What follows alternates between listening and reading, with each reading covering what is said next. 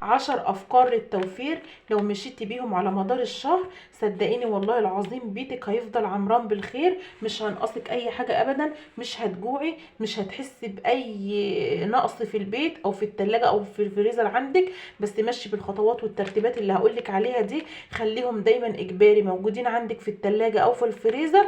هتنفعك في الزنقات جدا جدا. لو طب عندك ضيف على غفلة وانت مش عامله حسابك مثلا، ولا معاكي فلوس في البيت ولا الكلام ده، لا الفريزر هيكون عندك عمران باللي هقول لك عليه دلوقتي. تمام؟ ويعني على راي المثل لاقيني ولا تغديني. مش شرط مثلا الضيف اللي جالي على غفله وانا مش عامله حسابه ان انا لازم اقوم اعمل فراخ واعمل لحمه واعمل، لا، الجدب الموجوده اقابل الانسان واضحك في وشه واقدم اللي عندي، ولا اقدم بخلي؟ يعني اقدم الضحكه والانبساط وارحب بالضيف اللي جاي، واقوم اقدم احلى اكله عندي واحلى اصناف عندي بس الجدب الموجوده، ولا الانسان يجي عندي ما احطلوش اي حاجه ويمشي، وكان ده ضيف جاي عليكي انت، فانت لازم تقومي بالموجود عندك. معكيش فلوس بقى تنزلي تكلفي ولا تصرفي والكلام ده، لا انا اقول لك على الحاجات اللي موجوده عندي دي، احسن اكل باذن الله بس بدون فراخ ولحوم، وهيمشي معاكي طول الشهر. صدقيني لو مشيتي بالخطوات دي والله العظيم هيفرق معاكي كتير في مصروف الشهر. وهقول لك كمان ان انت هتوفري اكتر من نص الميزانيه. والله العظيم يا جماعه انا كل الفيديوهات اللي انا عايزه اعملها لكم دي ان انا عايزه كلكم تكونوا مرتاحين، مش عايزاكم تكونوا مضغوطين من المصروف والعيشه والكلام ده. تمام كده؟ انا ام زياد ودي قناتي، ولو لسه ما اشتركتوش عندي اتفضلوا اشتركوا وشرفوني وفرحوا قناتي كده وفرحوني، واللايك بقى بعد اذنكم، وكومنت حلو كده بيشجعني. وبشكر كل الناس والله العظيم اللي بتخش تشترك عندي في القناه، واللي بتقول استمري يا ام زياد احنا بنحبك وبنحب فيديوهاتك، جزاكم الله خير. بصوا بقى، اول فكره معانا مفيش غنى عنها ابدا في الفريزر. زي ما بقول لكم خلي العشر حاجات دول عندك في الفريزر، والله العظيم كنز كنز عندك في التلاجة. صدقيني لو عيل عندك جاع نص الليل هتقومي تطلعي اكل من الفريزر بدون ما تحتاري.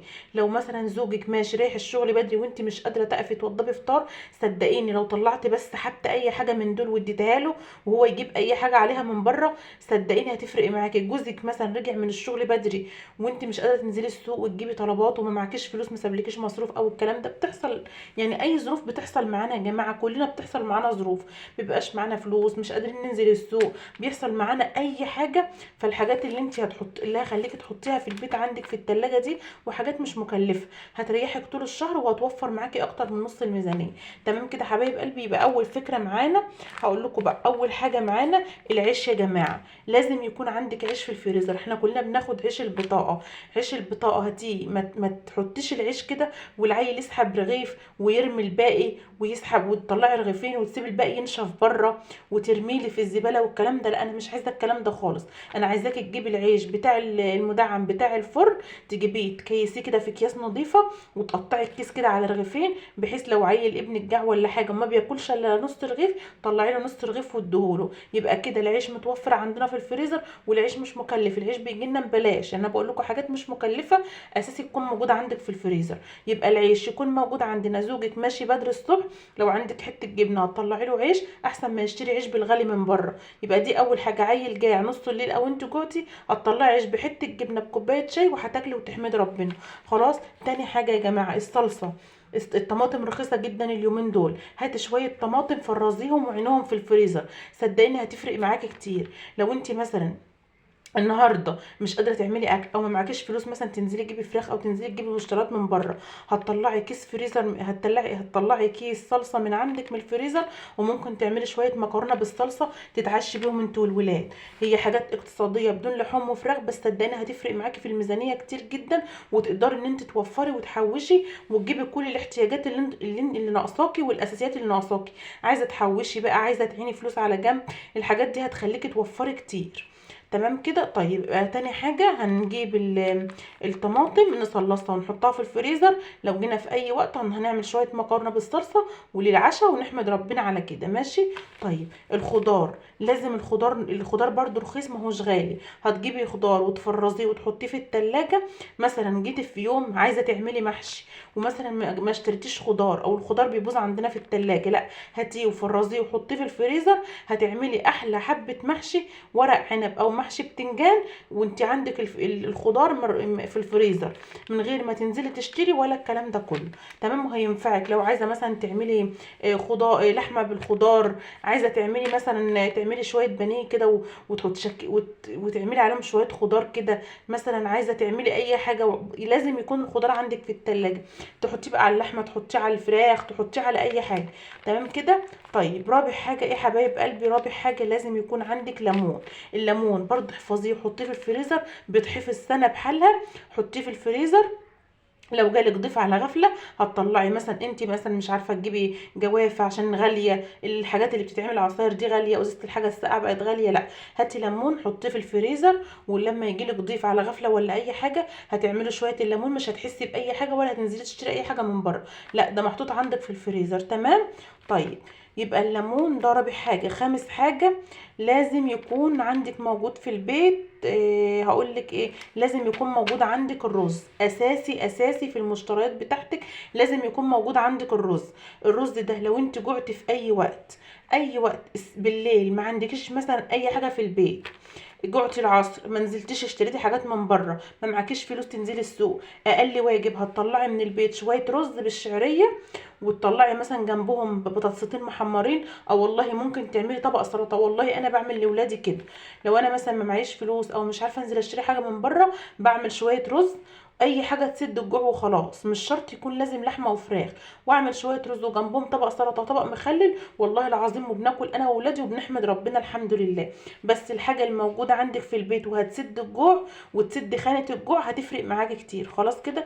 المكرونه، المكرونه من الحاجات المنجزه جدا، اللي هو ممكن تجيعي نص الليل وما عندكيش اي حاجه تاكليها، تقومي تحمري كيس مكرونه في ثواني وتعملي جنبه شويه صلصه كده وطبق مخلل، برده هيفرق معاكي. لو عندك بطاطس حمري، ما عندكيش خلاص ما فيش مشكله، مكرونه بالصلصه واحمدي ربنا على كده. دي من الحاجات المنجزه جدا الموفره معاكي. جالك ضيف على غفله مثلا بالليل او في العصريه والكلام ده، وانت ما معكيش فلوس انك تشتري، هتنزلي تشتري من بره حاجات، او مثلا الدنيا مزنقه معاكي، بتحصل اي ظروف معانا يا جماعه، ممكن تقومي تعملي شويه مكرونه بالصلصه كده جنب منهم، على طبق مخلل وطبق سلطه، طبق بطاطس محمره، هتبصي تلاقي نفسك شكلتي اكل يفتح النفس كده وحاجه شهيه بجد كده، وحاجه شكلها تحفه وشكلها لطيف. بس انت بطريقتك وباسلوبك وبنفسك الحلو كده خلي الاكل شكله حلو ويفتح النفس كده، وخليه كويس، وقدمي الاكل قدام الضيف، صدقيني هياكل ويدعي لك من منظر الاكل اللي هو شافه. احنا كلنا عارفين طبعا ان العين بتاكل قبل البق، انت ما تشوفي المنظر الاكل كده عند اي حد، شوفي بتوع المطاعم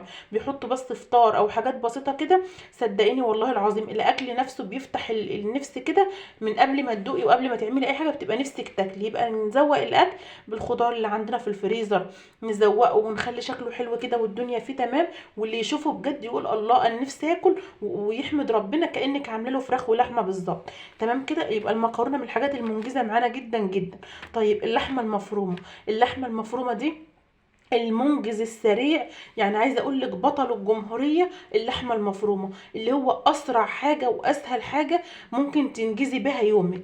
اللحمه المفرومه هاتيلك كميه من اللحمه المفرومه، عايزه تجيبي كيلو كيلو ونص، وحطيه عندك في الفريزر، والله هيخليكي تستغني عن فراخ، عن لحمه قطع، هيخليكي تستغني عن اي حاجه. اللي هو لو في اي وقت مثلا جالك ضيف مثلا، انا شوفوا بقول لكم ايه، بقول لكم حاجات لان احنا كلنا بيطب علينا ضيوف على غفله، او مثلا زوجي بيرجع من الشغل بدري بدري، وساعات بيجي بدري وانا مش عامله حسابي ان انا هعمل اكل، هفرز اللحمه المفرومه في الفريزر واحط اجيب عليها مثلا الكيلو اللحمه، اجيب عليه كيلو من الفول الصويا، هيدينا كميه كبيره جدا، هتوفر معاكي الميزانيه بطريقه مش عايزه اقول لك منجزه، والله العظيم بطريقه عبقريه. هنعمل الكيلو لحمه مفرومه وعليه كيلو فول من الصويا، او نص كيلو او كيلو الا ربع على حسب ما انت حابه، وهنعمل برجر ونعينه، وهنعمل كفته، وهنعمل كمان يا ستي ممكن مثلا تخلي ربع كيلو لوحده كده ما تحطيش عليه فول صويا، وهنعمله كفته رز. طيب جوزك رجع من الشغل بدري وانت مش عامله حسابك، هتطلعي كيس كفته الرز، وعندك الرز اللي هو اساسي في البيت، وهتعملي اكل من البيت بدون ما تنزلي تشتري حاجه من بره. طيب جاله ضيف من بره، هقوم اطلع كيس همبرجر من اللي انا مفرزاه او كيس كفته، واحمره، وجنبه كيس مكرونه بسرعه كده، بسرعه الصاروخ كده في ثواني، اللي هو المنجز بتاعنا، وفي ثواني بدون ما اطلع اشتري اكل من بره. والله العظيم يا جماعه انا لما تكون الميزانيه حلوه معايا وبظبطها بالورقه والقلم، والله العظيم بعمل كده، بلاقي الدنيا ماشيه معايا بسم الله ما شاء الله، بوفر وبحوش وبجيب كل اللي انا نفسي فيه كمان. طيب يبقى ايه اللحمه المفرومه المنجز بتاعنا، اللي هو بصي بتنفعك بسرعه الصاروخ. تمام كده. ولو انت كمان ست موظفه، اللحمه المفرومه دي هتفرق معاكي كتير، سريعه، هتيجي من الشغل تعبانه هتعملي اي حاجه باللحمه المفرومه، وليها كام طريقه وكام صنف تطبخي بيه اللحمه المفرومه. طيب البطاطس دي برضو من المنقذ بتاعنا اللي اتحط في الفريزر. هنجيب البطاطس نغسلها كده غسله حلوه، ونحمرها نص تحميره في الزيت، ونعينها كده ونحطها في اكياس ونحطها في الفريزر ونقسمها في اكياس. هتطلعي في اي وقت كيس بطاطس محمره وجنبه حته جبنه والعيش اللي احنا مفرزينه في الفريزر، هنفطر او هنتعشى برده بدون ما نصرف وبدون ما ننزل نعمل اي حاجه. الحاجات اللي انا بقولك عليها دي مش مكلفه، بس في نفس الوقت هتفرق معانا. طب واحده هتيجي تقول لي طب ما اللحمه المفرومه غاليه، ما هو انت يا حبيبتي هتجيبي كيلو لحمه مفرومه يا حبيبه قلبي، هتحط عليه نص كيلو من الفول الصويا او كيلو من الفول الصويا، اصبح ان الكيلو اللحمه عمل معاكي 2 كيلو. ال2 كيلو ده هيكفوكي طول الشهر. لو انت مثلا الشهر ده مزنقه معاكي مش عارفه تشتري فراخ او مش عارفه تشتري لحوم، هاتي كيلو لحمه مفرومه وعليه كيلو فول صويا، وشكلي لاولادك بقى برجر وكفته وكفته رز، واعملي كل اللي انت عايزه تعمليه. تمام كده. بس بقول لكم كفته الرز ما تحطيش عليها فول صويا. تمام كده. طيب احنا بنحط الفول الصويا ليه؟ الفول الصويا بنحطه عشان يضاعف معانا الكميه. تمام كده. طيب وقلنا البطاطس المنقذ الوحيد برضو، ابنك جاع ولا حاجه وانت مش معاكي فلوس، مش عارفه مثلا تنزلي تجيبي حاجه من بره، بيحصل اي ظروف. طيب يبقى هنطلع كيس بطاطس نحمره وكيس عيش من اللي عندنا في الفريزر، ونعمل سندوتشات وكوبايه شاي واتعشت والحمد لله على كده. طيب هنعمل ايه تاني؟ الشوربه دي والله العظيم عايزه اقول لكم سر من اسرار التوفير، ومحدش هيقول لك الكلام ده. الشوربه، حد يقول لي حد يعني الشوربه في الفريزر؟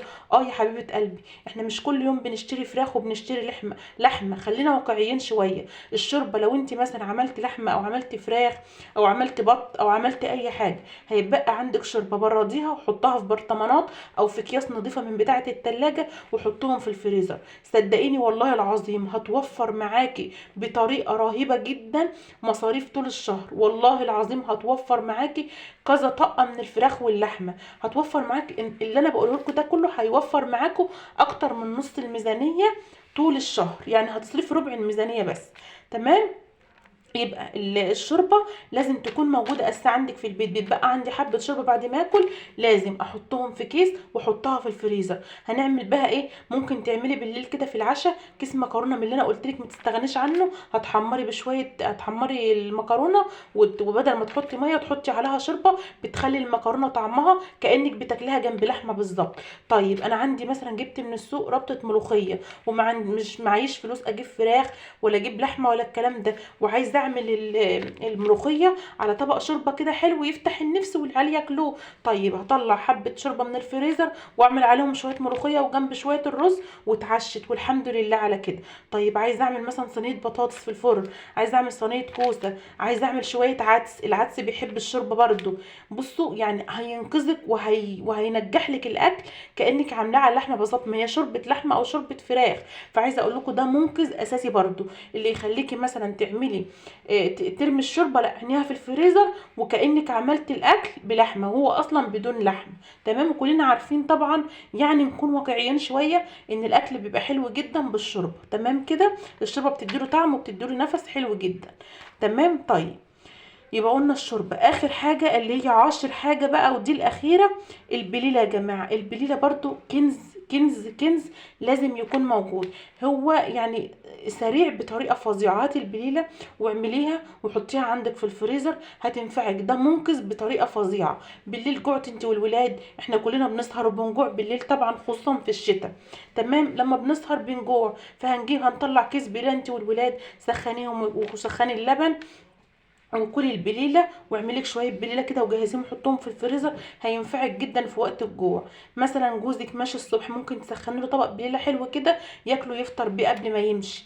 تمام. جي من الشغل مثلا بسرعه وانت لسه ما جهزتيش الغدا، ممكن تسخني له طبق بليله ومثلا يتغدى بيه عبال ما انت تجهزي الاكل، يعني تصبير عبال ما تجهزي الاكل.